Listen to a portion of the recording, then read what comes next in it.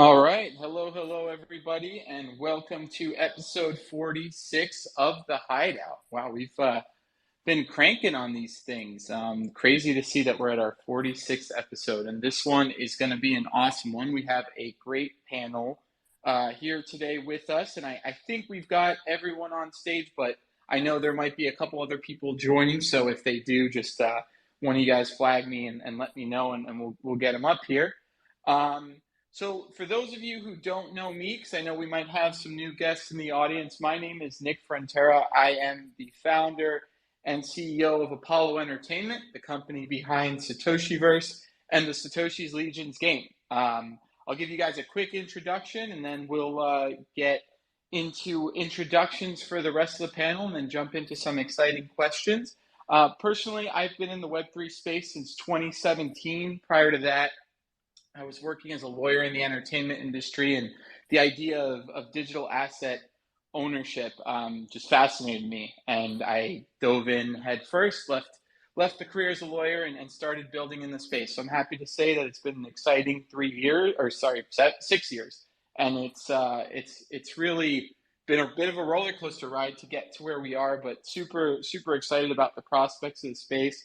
For those of you who don't know Satoshiverse, it is a blockchain-themed superhero universe that we started back in 2020. Within the Satoshiverse, we have two avatar collections, a ton of original comic art NFTs in collaboration with Jose Delbo, who's a former Marvel and DC comic artist, as well as our Satoshi's Legions game. Satoshi's Legions is a fast-paced third-person hack and slash PC game. Various components of the game are blockchain enabled, including the item ownership of the game and the avatar progression. And of course, both of our avatar collections are fully playable in game. The Legionnaire collection was one of the first avatar collections created in Unreal Engine, and so from the start, our goal was to make sure that everything would be usable in the experiences we were building. The game itself is currently in testnet alpha and is open to everybody. And so you can just visit our website and check it out and download the game. You don't need an NFT or anything to play. Right now it's testing, so we're collecting feedback and talking to the community in Discord.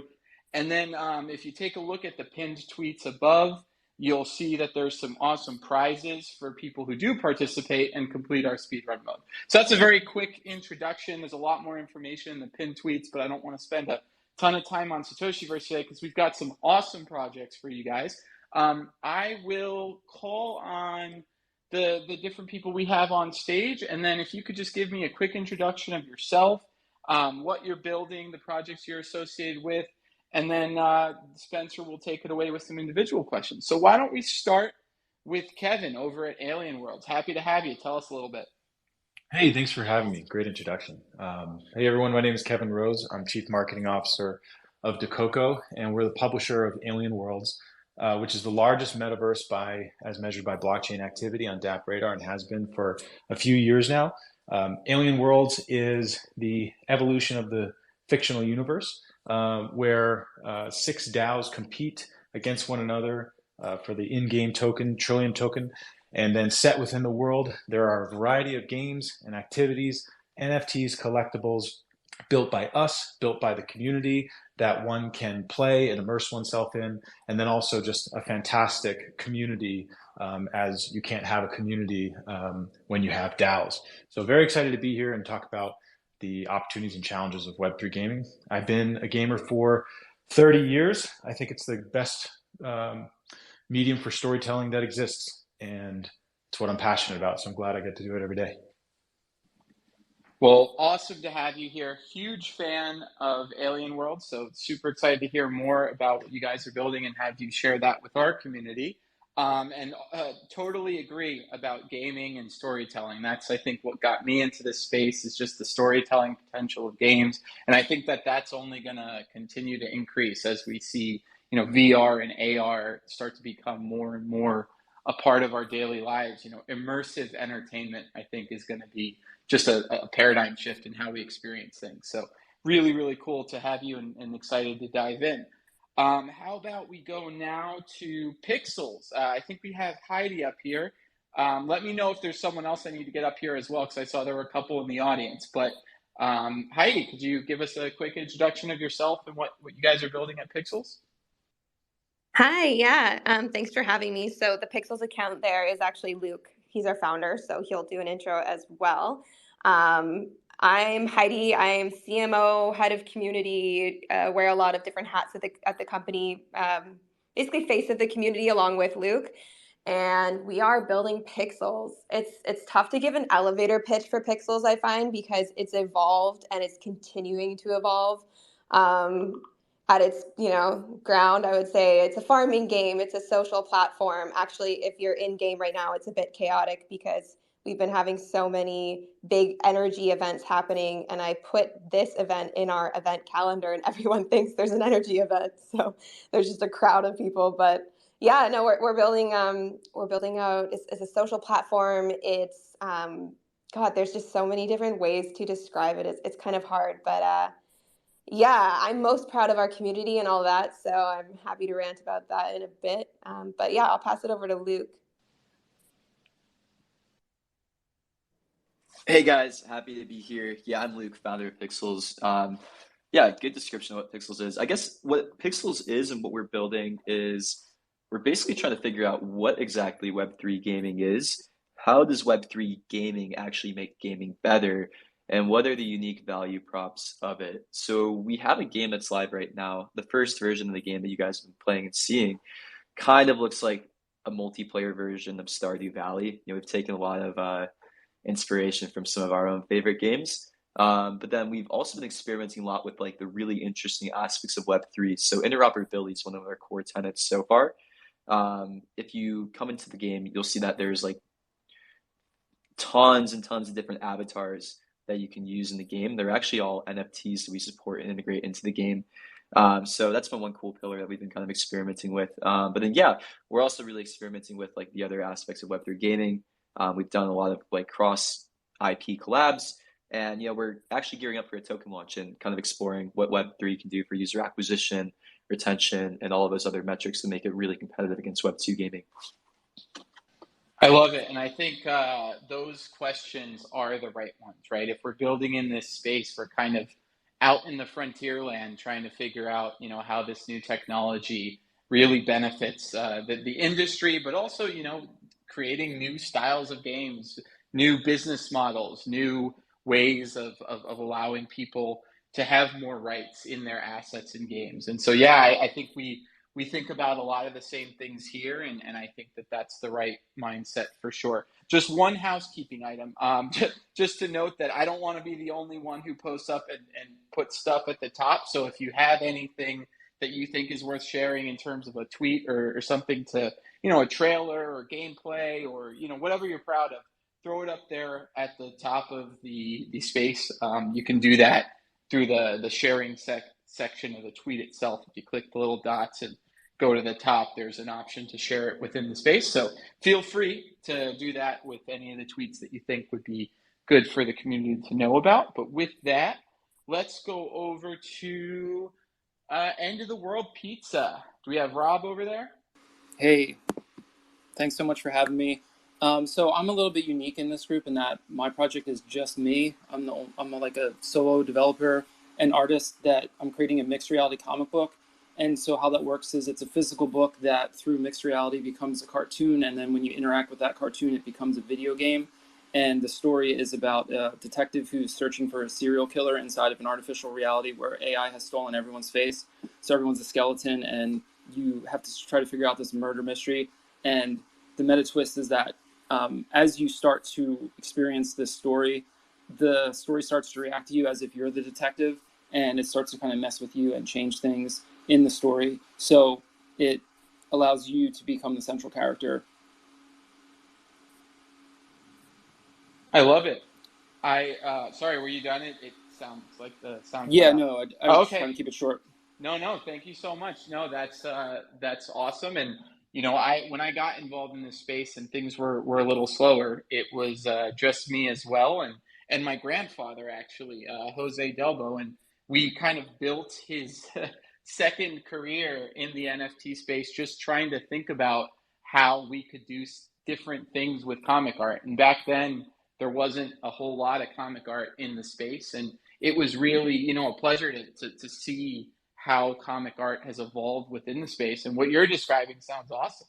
A comic book that's physical with, mixed reality components and then interactive elements of the video game. So super stoked to see how that comes along and support however we can, because that's what gets me excited when I'm seeing this space and seeing all the new potential uses of tech. So really glad to have you here as well. Why don't we go over to Spencer to give us a quick introduction and take it away with the questions.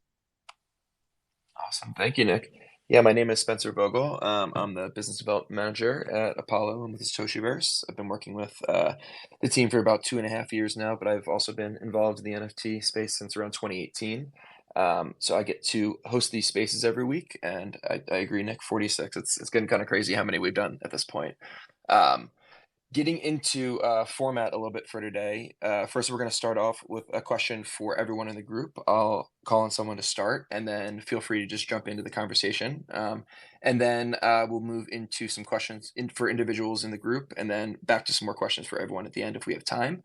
And then for everyone listening, we do a giveaway every single week on our spaces. We're going to be giving away a Satoshiverse collectible NFT. So make sure you stick around until the end of the space in order to get a chance to win that prize. So getting into the discussion here. So the first question, and maybe Kevin from Alien Worlds, maybe you can start us off on this one. Sure. So the first question is, what aspects of a game do you believe should live on-chain versus off-chain, and why? Oh man, okay. First of all, there is no perfect answer for everybody. The blockchain is a tool like a programming language or some other platform. You use it for your purpose. What we've chosen to do at Alien Worlds is we've chosen to put everything on chain as much as possible, because it is and always has been our intention to decentralize control of the metaverse over time.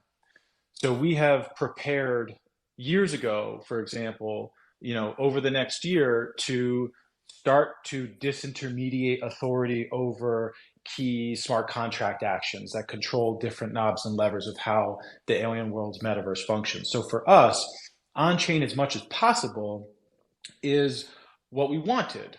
And we've had the benefit of people being able to create games that sit on a spectrum of how much they are on chain, but for the core, like DAO smart contracts, for example, the core token things like that, the NFTs, those all have to be on chain. But on chain is hard.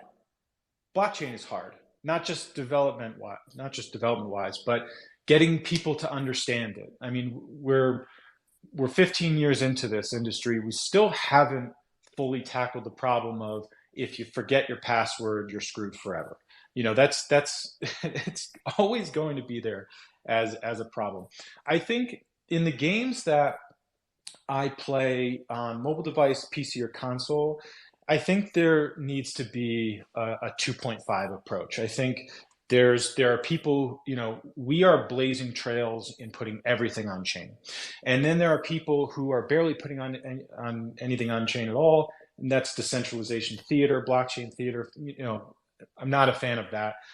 I think what we need to focus on is, what's the core value prop of what blockchain adds to gaming? How does it make the game more fun? How does it make people's experiences better? And then use that part of blockchain. Personally, I think that the primary value prop above all other things is for in-game items to be tradable between players.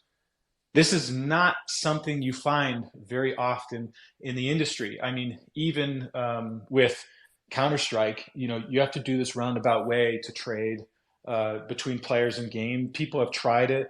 Diablo, 10 years ago, tried it. An Amazon studio game, MMORPG, I think it's like Arc, or I can't remember the name.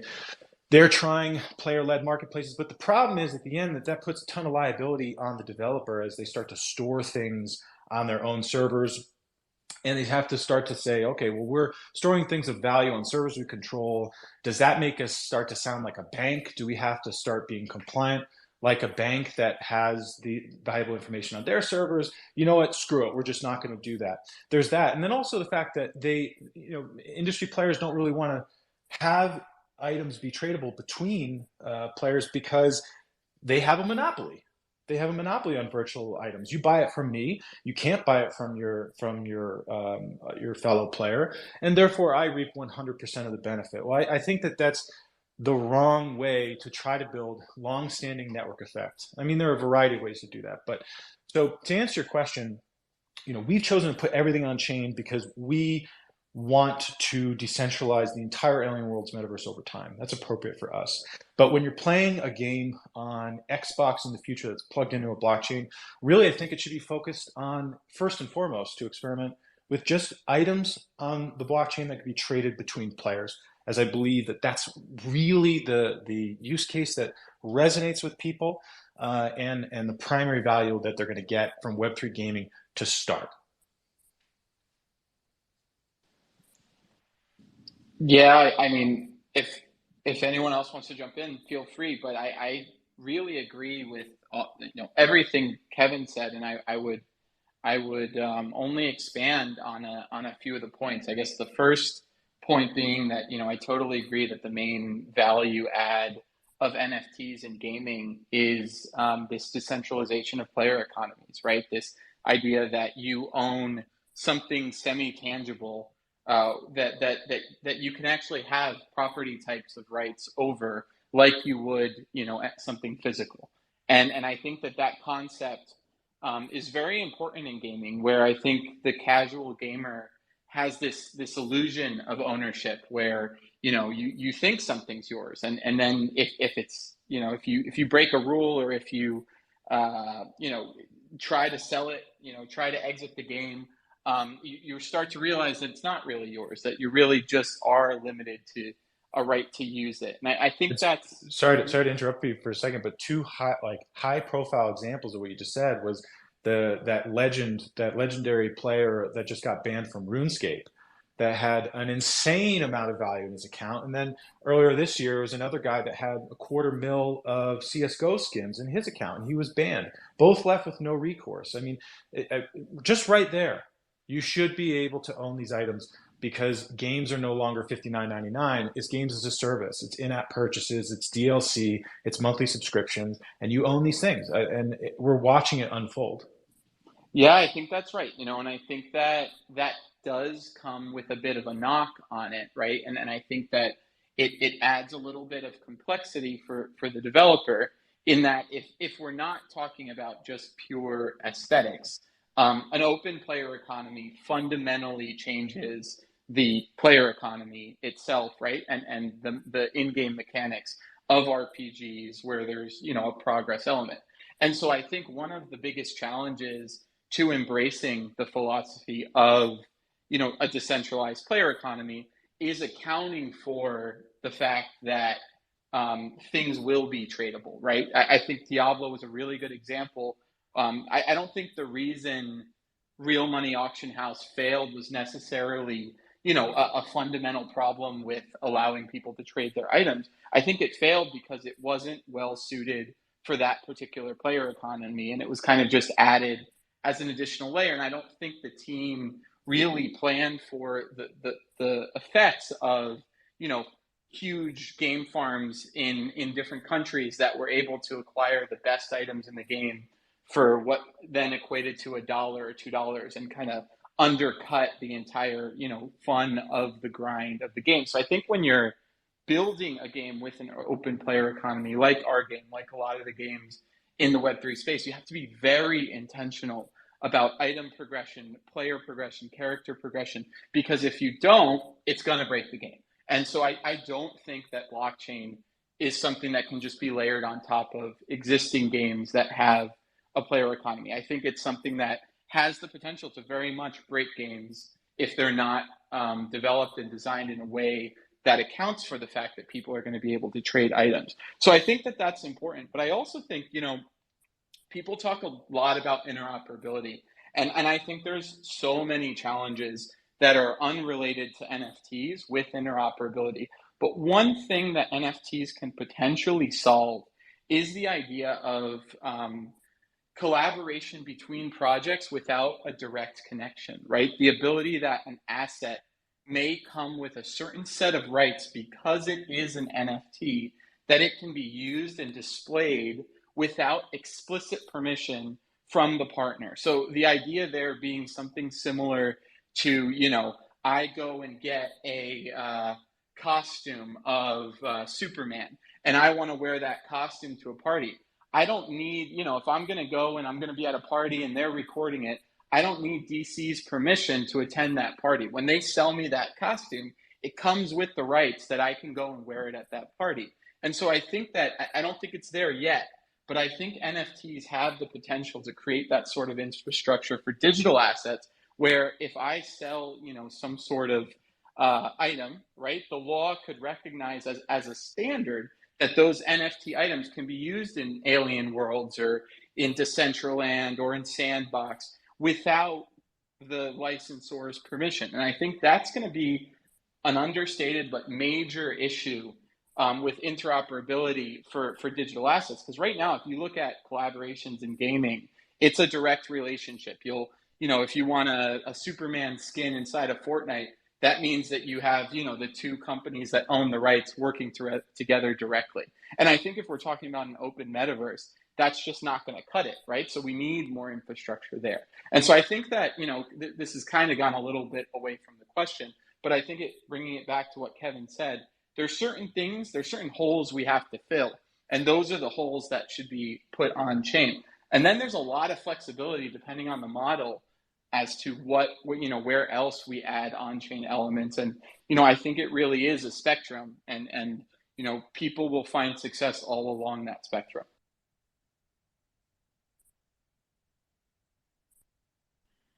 Yeah, I'm not sure how much you looked into us, but that's basically exactly what we've been doing.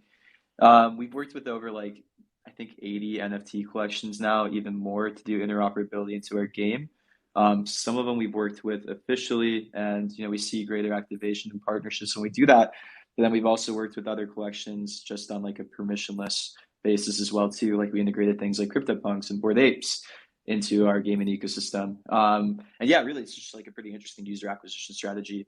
One, it's the ethos of blockchain, in my opinion, where this should be permissionless, decentralized way to kind of acquire users. But then two, it's it's funny, we run into some companies that aren't so about this, and they're Web3 companies. And then I kind of want to question them when they don't allow for interoperability, being okay, do your users actually own their assets then? Are those actually Web3 assets? And if you're going to be so tight about IP where you're not even going to let anybody else access that IP, or your users actually own the NFT they have underlying and use it in other experiences, is it actually why is it an NFT? Why is it a Web3 asset? But yeah, we've also been digging a lot into the value out of Web3 when it comes to what needs to be on chain and what doesn't need to be on chain. This is an area where we've evolved a ton. For example, we used to have every single in-game action on chain, and we had a ton of on-chain transactions. We were doing millions of transactions a month, and we actually stopped doing that, and our users didn't really care.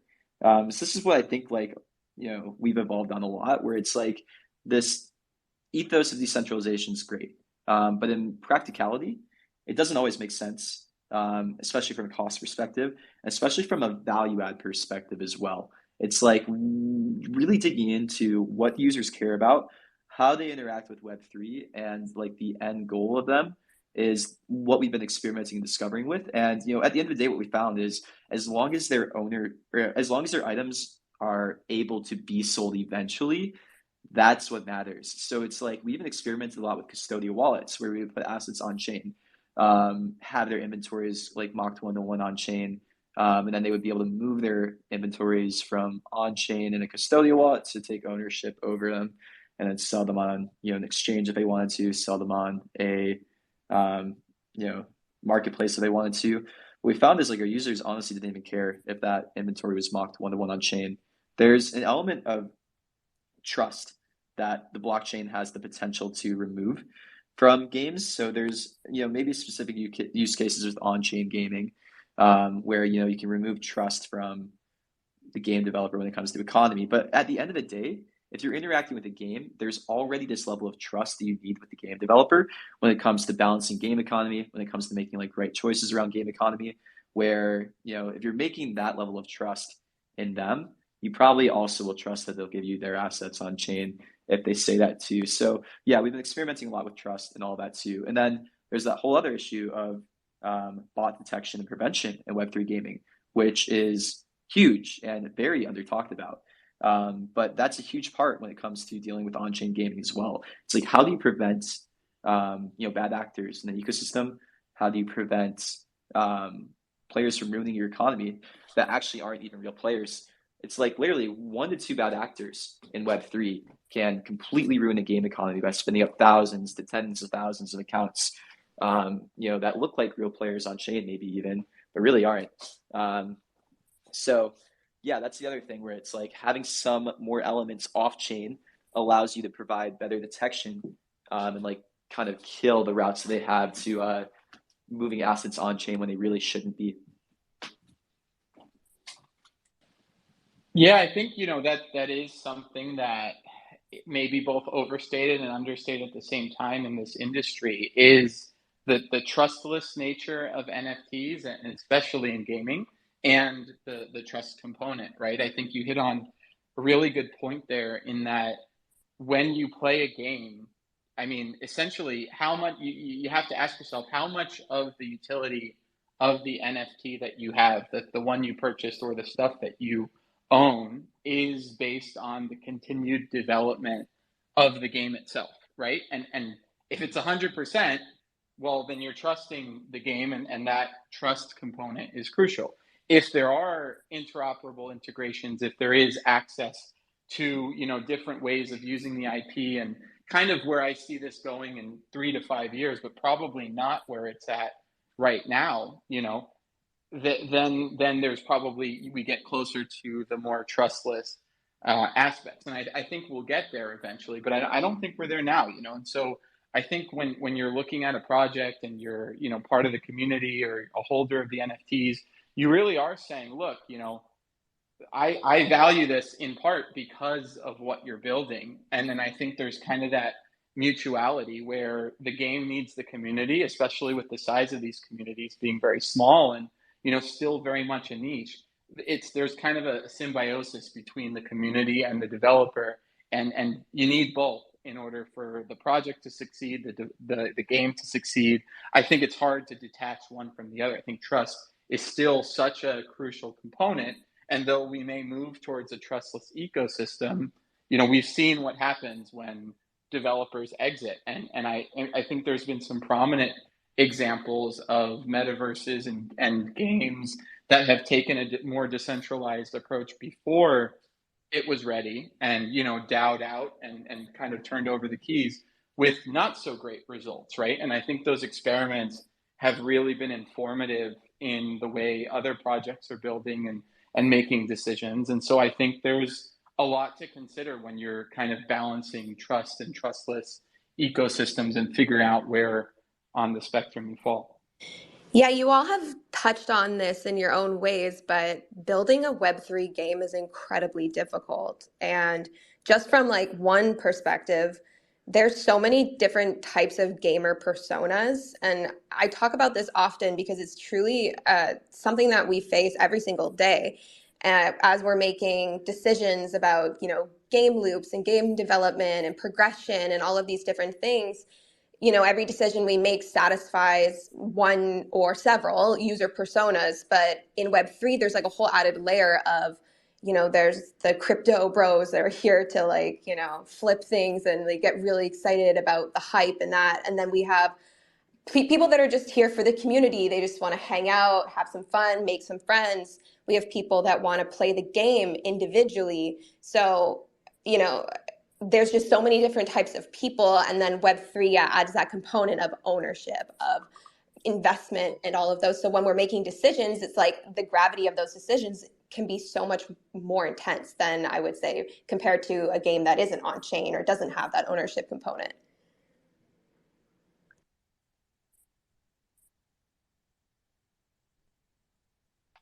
Awesome. Does anybody else have anything to add before we move on to the next question? And Rob, we haven't heard from you yet. No pressure, but just wanted to see if you had anything to add before we move on to individual questions here.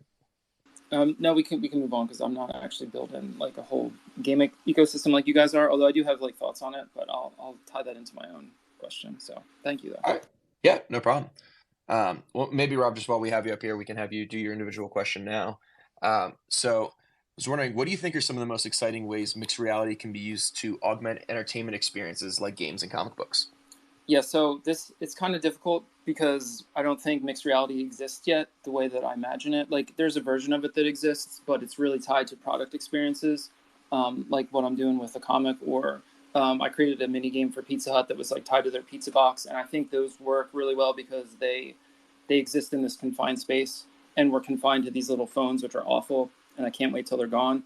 But yeah, like that's kind of where we are, and Pokemon Go is like the best version of how we used mixed reality because it's like a search game, so you can kind of picture your phone as like a magnifying glass or something like that, where that kind of makes sense. So like there's an analog to that, but for most things it doesn't really work, like because you when we play games we want to be immersed in these games and we want to go on these open world adventures where we explore, and like it's like yeah, you can do all that, but it's like you're going to have this tiny little window that you have to look through the whole time, and we're not used to that. We're used to like a much wider view. And you can kind of like do that a little bit by, moving your phone up to your eyes or doing it in VR. But I don't think that really brings in like the true potential of things like blockchain and ownership. And like, I might slightly disagree with some people about things like IP. Like, I don't think IP is necessarily something that should necessarily come into the mix of like what you're offering people. Like, you can totally do that and that's fine. But I think the traditional audience member, when you go to see a movie, you just want to see the movie, or when you go to play the game, you just want to play the game. And there can be the ability to invest in the thing that you're watching and have some ownership, and that's really cool, and that can help build community. And I think that should be part of it. But the thing that excites me most about the metaverse is that it's going to make digital persistence, like all the stuff we're talking about, like interoperability, which is like no one's going to ever use that like easily in a sentence. It's just persistence of a digital item, so it becomes tangible, like a digital tangible. So it's not a phygital, which is like a physical thing that becomes digital. It's a digital thing that's always digital, will always be digital, but you can pick it up with your hands and you can show it to your friends. You can hand it to them, and they can hold it in their hands, and you can offer it to them, and there can be an exchange of money for that or whatever. And I think this is going to push people that are big companies to want to make assets that can go to different places, because people are going to want to display them and they're going to want to represent that, so that can be like advertising for them.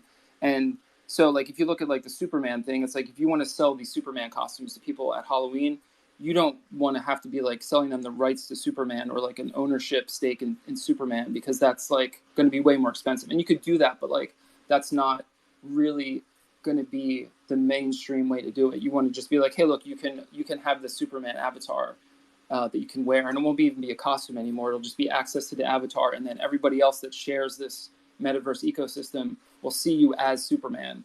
And you can even be like the Christopher Reeve Superman, or you could be whatever, the Henry Cavill Superman, whatever. Like there's all these different ways that you can open this up. So like that's what really excites me about the metaverse, is that it takes everything off of these screens that we're trapped on, and it just pushes it into real space. And then all this stuff makes sense. Like the blockchain technology, no one ever has to talk about it. No one ever has to mention NFT. It's just the nuts and bolts underneath of it all that makes it work, so that you're guaranteed that when you hold that digital item in your hand, which you will be able to do once your hand tracking is more common for everybody, like you'll literally be able to manipulate these assets. You'll own it, not just because you hold it, but because it's tied to you. So if your friend tries to steal it from you, it could like glitch back into your hand and be like, well, we didn't agree to that yet. So it makes like this whole new ecosystem come up to life, which is going to be really, really amazing and exciting. Yeah, just to comment on that. I mean, I first of all, couldn't agree more. I think everything you said was spot on. I've felt very similarly about the hardware catching up to the software and the creative potential of the space probably for the last 15 years.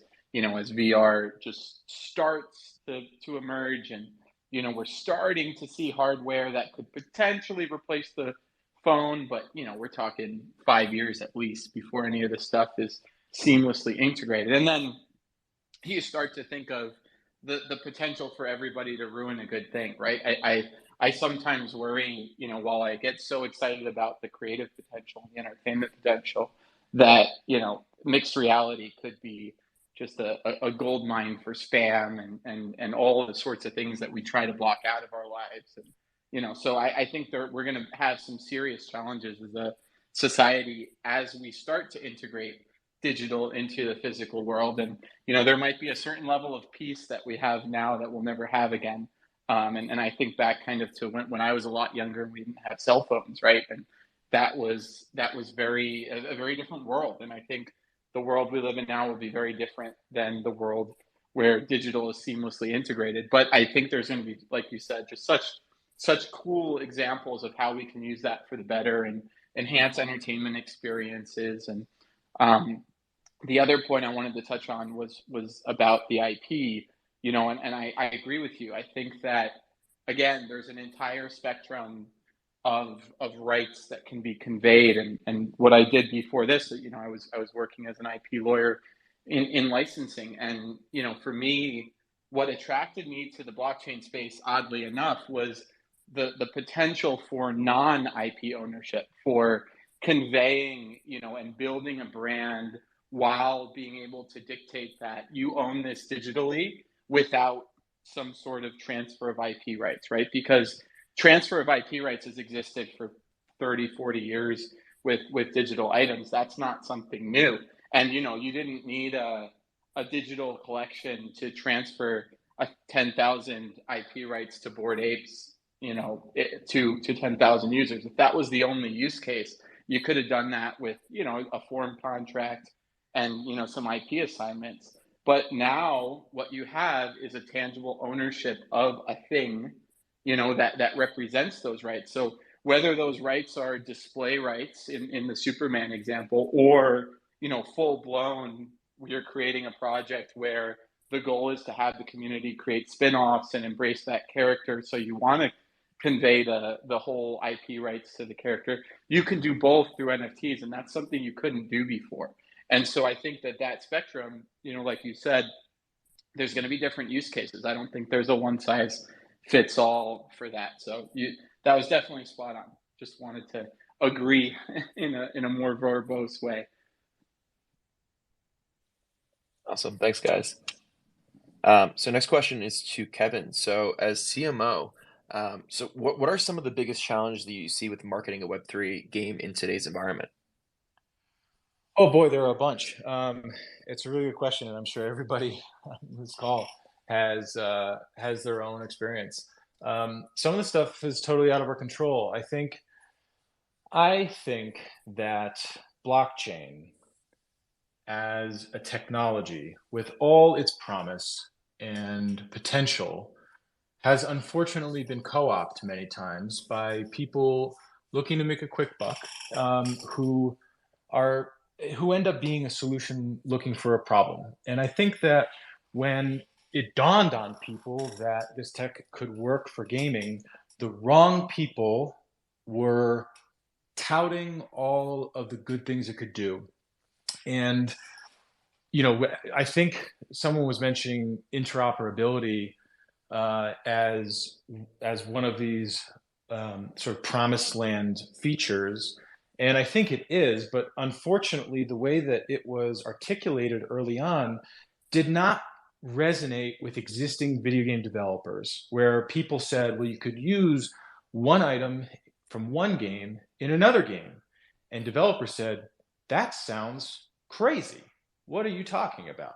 You can't do that. And not like you're not allowed, but like the technical lift for that, as it currently stands, is not possible. Now, I don't think that they are totally correct. However, the people that started this movement within the blockchain industry clearly did not consult with people actually building games already, because there was this massive rejection of these promises that the blockchain industry made. And I think that really created debt for all of us, unfortunately. So that's one thing.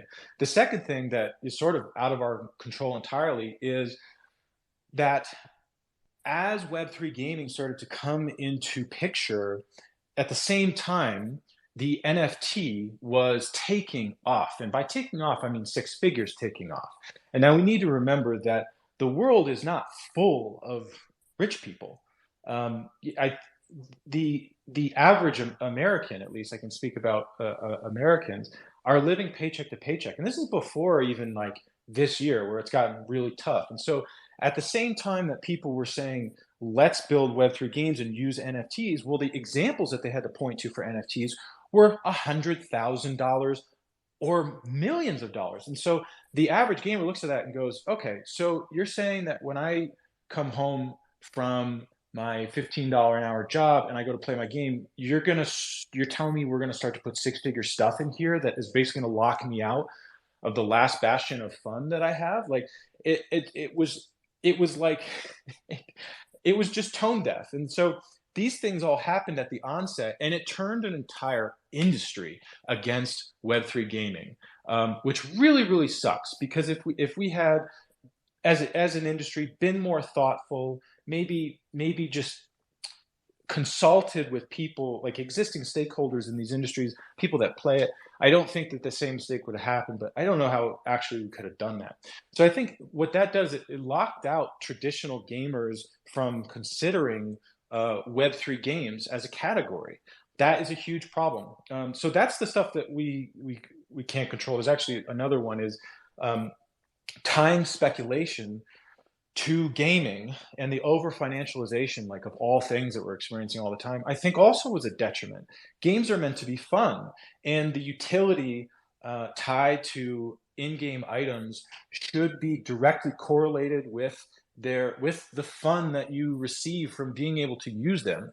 You know, at Alien Worlds, we don't have $100,000 NFTs, and we're happy for it. We are happy that the NFTs are affordable, used in-game, consumed in-game, traded between players in high volume, and are not just another way to lock out people from the fun that they used to get for free.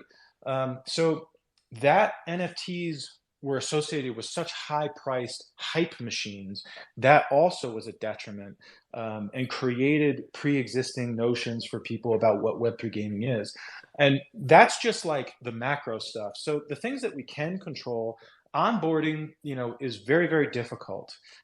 You need, especially when you're putting a lot of components on chain, you need somebody to create a private key pair with whatever blockchain technology is that you're using. So you're already inviting them to enter into a third-party piece of software, oftentimes a wallet. If you're multi-chain like us, then depending on the actual activity that you're trying to undergo, it may be required that you manage multiple key pairs. So, the kind of Web 2.5 approach, I think, is interesting for the industry as a whole. And, evaluating custodial options, things like that. I think there are opportunities to have users graduate to more of a self-custody option, where as they've invested time and energy and potentially money in a game that they're playing, that they are more likely to go through the rigmarole of that stuff, so that onboarding itself can be far, far easier. But those are some of the really big challenges that I kind of grapple with every day. Is if I go and talk to somebody about Web3 gaming, they think all the things that I just touched on, and it's going to take some time for us to get past that. And I think one of the comments earlier was to hide blockchain as much as possible. I agree. I think that blockchain is an enabling technology. It is a supporting cast member that allows a player to access the fun that they want, the thing they want to do, the gameplay loop they like, playing with their friends. Hide the tech nonsense for them. People do not care. And right now it's a necessity that it's all about the blockchain stuff, because it is this double-edged sword with NFTs that are $100,000 or $1 million. It brings in eyeballs, it brings in investment, it's all necessary stuff, but I believe it's stunting growth. So it's about making fun come to the forefront, hiding blockchain coming up with better onboarding scenarios, and really working hard as an industry to overcome some of the bungling of the original promises of Web3 gaming that happened, over the past few years. Yeah, it's interesting. When I got involved in the space, Web3 gaming was what got me very excited, right? That was the promise that I originally had was kind of pre PFP boom. And, when I thought about what are the challenges we would have as an industry and building blockchain games and, getting the technology adopted, my view in, 2017, 2018 was, okay, this is a no-brainer for consumers. It's going to be, a huge paradigm shift, but how the heck do we convince developers to upset their business models and throw away monopolistic infrastructure that they have and is doing very well for them, to empower gamers, give them additional rights over their assets, potentially upset balanced economies, rethink how game economies are made, retrain their designers, bring in entire units to do pretty advanced economics for open player economies, right? Like, how would we convince developers, right? And for me, it was like, well, the only way we're going to do that is if consumers demand this, is if consumers say, you know what, this is all about empowering gamers. It's all about, doing something that's going to give us the rights. And it was pretty disheartening, honestly, to see the direction it went, right? Because what I believed in as an easy sell for gaming, the gaming community, right, and not so much the developer side, but the gamer side, became just kind of this witch hunt where if you mentioned NFTs, you were getting torn apart on Reddit and horrible comments, and it sounded so illogical that a gamer would push so hard on a value proposition that's largely focused on empowering gamers. And I think, as a developer, we struggle to find the business models that will emerge out of this. And I think that a lot of developers are saying, okay, but how do we monetize this in a way where it's not just a niche and it does, maintain all of these value propositions, but we can still do something sustainable. And so, I think we're in a tough spot right now and kind of going to marketing games. What was supposed to be an easy sell, at least in my mind, has become a very difficult sell. And I think it is, I think we can hide the blockchain components, but I do think that we need to focus on, to some extent, the value add, right? The ownership of items, the decentralized player economies, because the reality is, at least for most projects building in this space, the blockchain components do set them apart. And, while I think you can build a really fun game that's going to be successful on a smaller budget, there's plenty of AAA studios building Web2 games that just have much bigger budgets, much more experienced teams, and can create much better IP and content. And so to think about the niche and how it grows, I think it becomes a different question of how do Web3 projects market their games and what strategies can Web3 projects do? And then how do we market essentially Web3 gaming as an industry so that we do see adoption, And I think there are kind of two different paths, because getting the developers to adopt these models and make it a core part of their gaming experiences, I think is going to be a much tougher sell now that the consumers largely aren't demanding it, right? And maybe that narrative will change in the future as we kind of start to move out of these, PFP boom type of hype and more into great projects like the ones we have here that are building sustainable Web3 ecosystems that people will slowly be able to connect with and, tell their friends about. But I think we're a little bit ways away and we have an uphill battle, like you said. If you want to get inside the mind of developers and why they were rejecting the original promises of Web3 gaming, there's this one video, which I'll try to find on YouTube, but there's a guy sitting at his desk and for 15 minutes breaks down all the reasons why he thinks Web3 enabled gaming is essentially evil. And that video went viral, and it was like 6 months ahead of GDC. And I think everybody should listen to it so that you can understand what developers had a problem with, or currently have a problem with, because I think that developers, people that build video games, they do it because they love games. They love designing games, building games. They love seeing people have fun playing the games that they built. They're proud of them. And Web3 gaming appeared to them as an assault on the thing that they loved. And so I think you're right in earlier when you said, we have to convince the users, and now the players are sort of against it, it's going to be even harder. Yeah, and that's why being hyper focused, as an industry, to say, oh, there's blockchain involved. What does it enable you to do? It just enables you to be able to trade your items between players. Otherwise, the gaming experience is indistinguishable from games that you've played in the past on console, PC, or mobile device. And that's how you get people used to it, a little bit at a time. I think that's the primary value prop. And in the future, there's UGC. We have examples of massive modding communities that carry games throughout decades, having them live far longer than they should. And there's something to be said about using blockchain to enable UGC economies, to create these massive open worlds where developers otherwise are experiencing issues with content crunch, right? They can't produce content fast enough. And so I hope that will happen. That's my ultimate dream. But really in the beginning, it's like you worked hard to earn this item and you can trade it for something else. And if you want to sell it, you can do that too. And that's it. Let's keep it simple. Awesome. I love this discussion, but just in the interest of time, I want to make sure we give Luke and Heidi a chance to get to their individual question here. And I'll let you guys decide how you want to split it up here. But recently, you guys have had some pretty incredible attendance at your live events, which you mentioned earlier. With over 500 people joining one of your events last week. And I was going to ask, what do you think are some of the biggest keys for success of keeping a gaming community engaged during a bear market?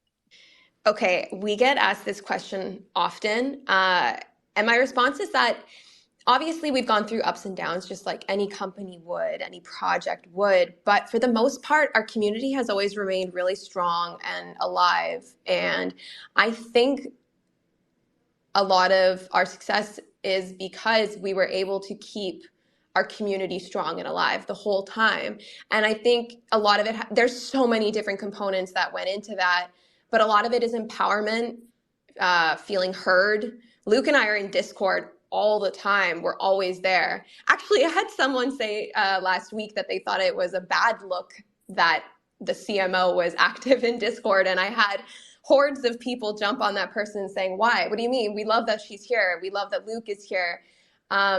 Building in public, doing basically just really empowering our users to feel like they're a part of something. They're a part of a project. They're a part of something that could be potentially really successful, really big. They're early if that's the feeling that they crave. Or, going back to personas, the people that just want to feel like they're a part of a community, of a safe space. That's another thing.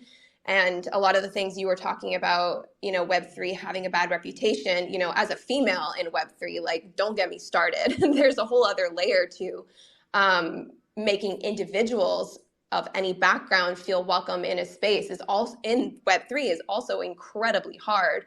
And, we're having incredibly difficult conversations sometimes, but, we're doing it so that we can create this really, really strong community that is able to sustain the lows as well, because yeah, they see the future, or they think of it as their home, their safe space, the place that they want to be in their free time. That's another thing that I think a lot of people need to recognize too in this space, is that we are using people's free time, right? So why would they choose us? Why are they choosing to use their free hours playing Pixels, hanging out on our Discord server, talking to us on Twitter? Like, why us, right? So we've really done a lot of work to empower and our community to feel like they should be choosing us for that free time. And I don't know, it almost feels like a little family now. It's really beautiful. Yeah, Luke? Yeah, and there's another side to that too, where it's like the community aspect has been one of those things that we've put a ton of time, energy, and resources into cultivating.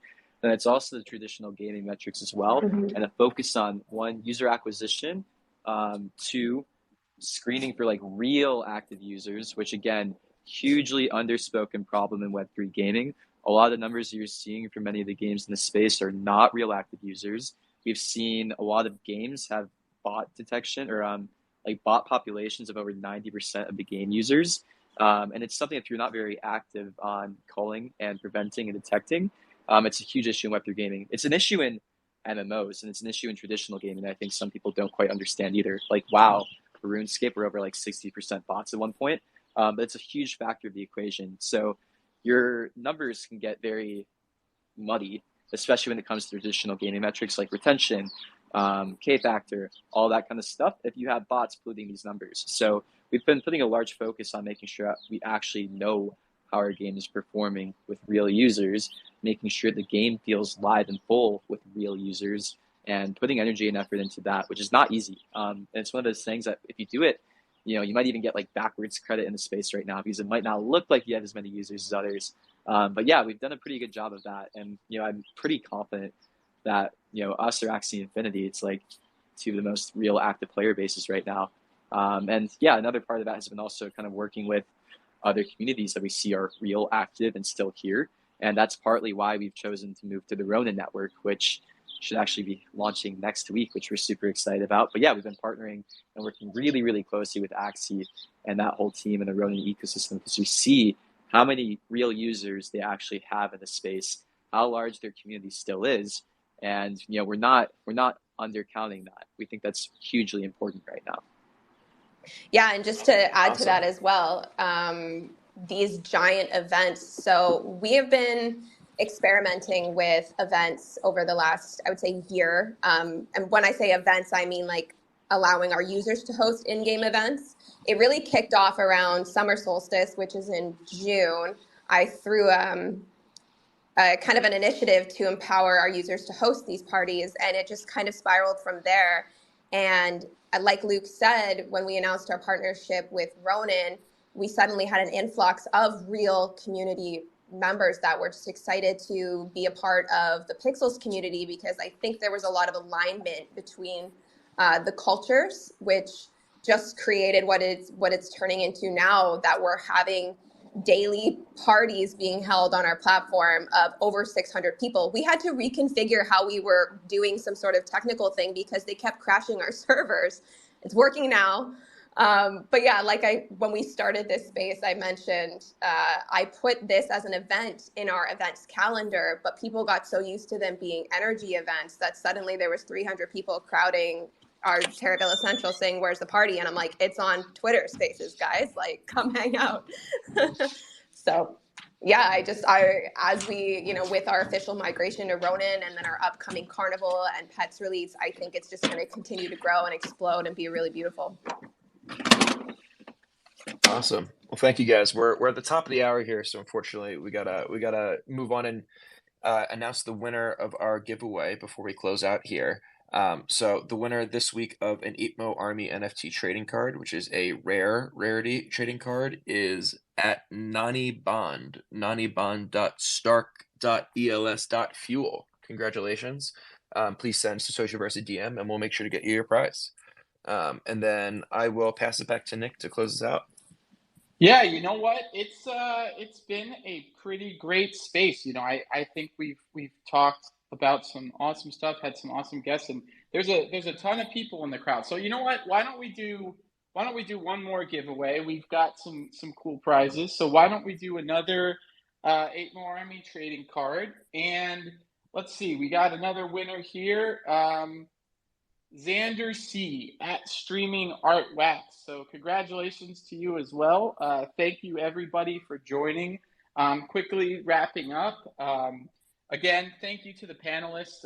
Really, really great panel, really great projects on this panel, all doing very creative and different things within the space. But as you can kind of hear, in all the discussion, everyone's pretty aligned on the future of this space and the different use cases. And this is what I love about doing this every week, is you just keep seeing awesome people building awesome projects. So thank you so much for being on this space. Thank you to all the members of the community who joined.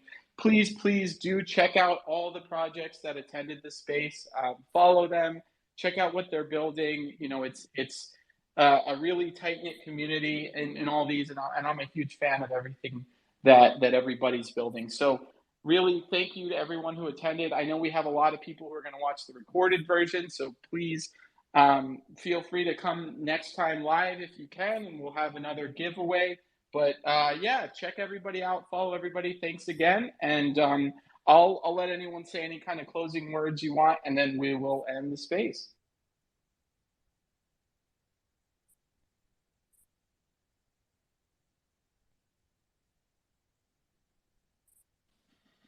All right, so hearing silence at the end, we will take that as a wrap.